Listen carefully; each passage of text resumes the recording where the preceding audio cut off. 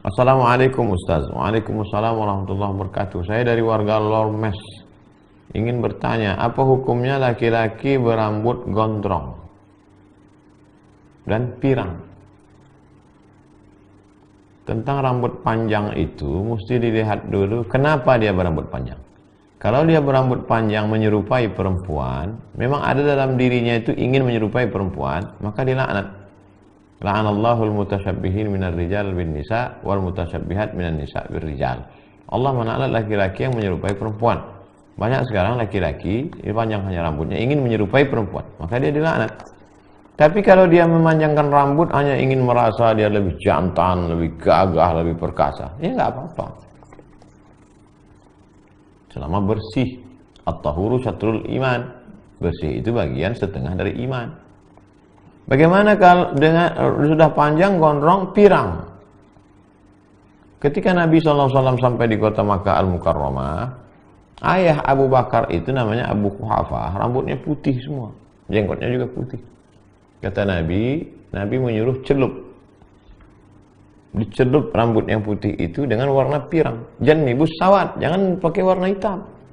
Karena kalau dengan warna hitam nanti tertipu. Banyak anak-anak gadis menengok orang tua pakai rambut hitam, rupanya sudah tua, beruban. Tertipu.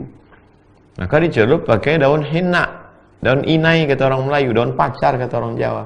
Digiling, kalau di Makkah udah dalam bentuk serbuk tepung, campur air, pasang. Maka dia menjadi pirang. Makanya Habib Umar bin Hafiz, jenggotnya itu pirang. Warna mahogani, warna coklat tua, karena itu warna inai. Jadi boleh mencelup, tujuannya adalah supaya uban tak boleh dicabut. Karena uban itu akan menjadi nurun yaumal qiyamah. Uban akan menjadi cahaya pada hari kiamat. Uban kalau kita risau, dicelup pakai warna hinai. Apa hubungan uban dengan cahaya? Saya baca syarah hadisnya. Ternyata orang kalau beruban, dia lihat wajahnya di cermin, dia ingat mati. Kalau dia sudah ingat mati, dia akan banyak ibadah. Kalau dia banyak ibadah, maka cahayanya terang pada hari kiamat. Itu korelasi antara uban dengan cahaya. Assalamualaikum warahmatullahi wabarakatuh. Waalaikumsalam warahmatullahi wabarakatuh. Saya seorang mu'allaf, baru masuk Islam. Boleh nggak saya mendoakan kedua orang tua saya yang masih beragama non-muslim? Apa yang harus saya lakukan untuk mereka? Kalau dia masih hidup, doakan mereka dapat hidayah. Allahumma hdi qaumi fa innahum la ya'lamun. Doa Nabi kepada kaumnya yang masih musyrik, masih hidup. Allahumma hdi qaumi.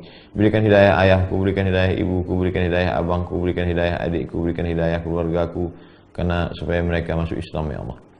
Bagi yang sudah meninggal dunia, maka tidak bisa kita mintakan mereka masuk ke dalam surga Allah.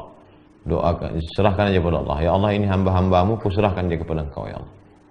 Karena Nabi Ibrahim pernah mintakan ampun, tak diterima Allah. Maka istighfaru Ibrahimu li abihi, istighfar ibu Nabi Ibrahim untuk bapaknya, illa amma adati wa'adaha iyyah.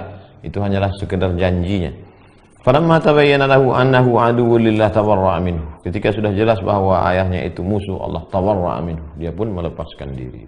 Wallahu a'lam bissawab. Pak Ustadz, bagaimana sikap kita terhadap orang-orang yang tidak menyukai ceramah Ustadz Abdul Somad? Orang yang tidak suka itu terbagi kepada dua. Yang pertama, tidak paham. Kita kasih paham.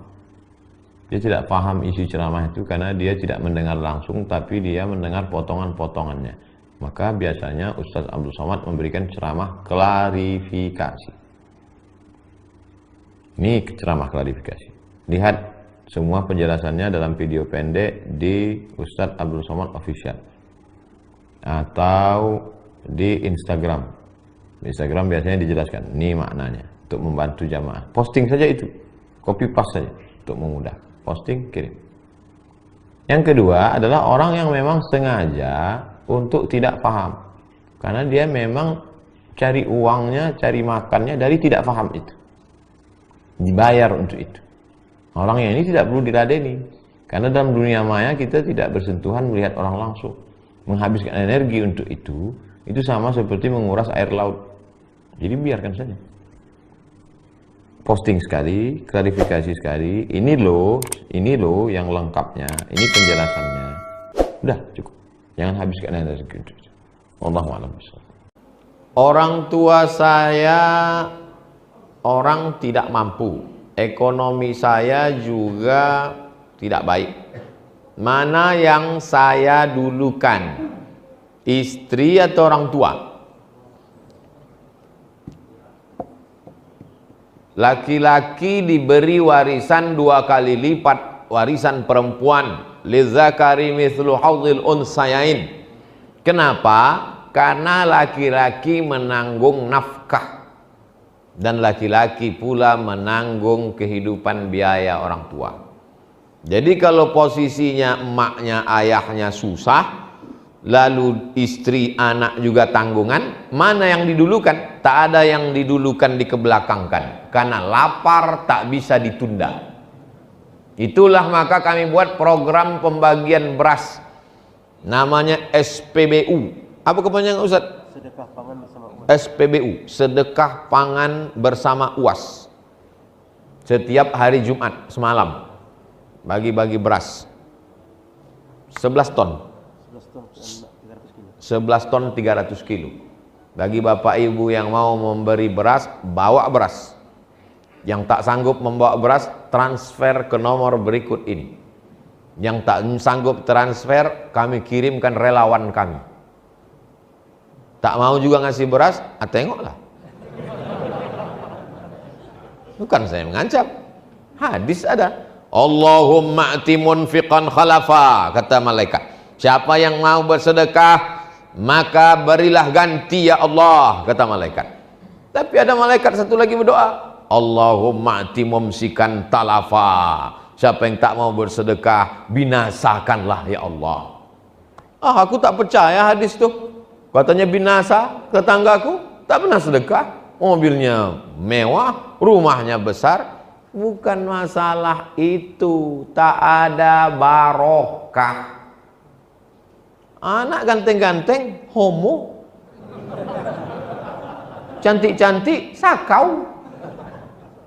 Bini selingkuh. Laki dilarikan pelakor. Tak ada barokah hidup.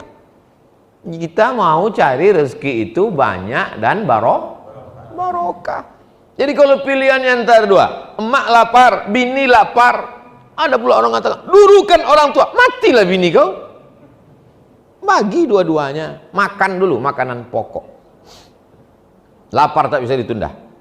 Itulah awal motivasi kami berkumpul. Saya, Ustadz Al-Nob, sahabat-sahabat 35 orang, lapar tak bisa ditunda, kita sapu semua nih. Keliling Pekanbaru, daerah-daerah terisolir yang susah, mesti nanti baru ke daerah, baru dibawalah ke suku Talang Mama, ke suku Akit, pesantren sampai ke Siak, sampai ke Meranti. Meranti itu dapat 500 kilo tiap bulan.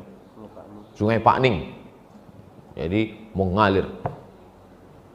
Ustadz ada dapat beras tuh? Tak ada. Kita bagi-bagikan beras. Jangan pula ragu nanti, ini nampaknya Ustaz Somad nih pakai jas nih duit beras kami nih, kan enggak. Memang ada logonya situ, YTWU, Yayasan Tabung Wakaf Umat. Saya bukan mengada-ngada pakai jas nih, saya macam dulu pakai koko, pakai sorban, cuman dikasih sama Yayasan Tabung Wakaf nih supaya lebih berwibawa, kata dia. Biar yakin orang saya ustad. Cuma gak pakai jas.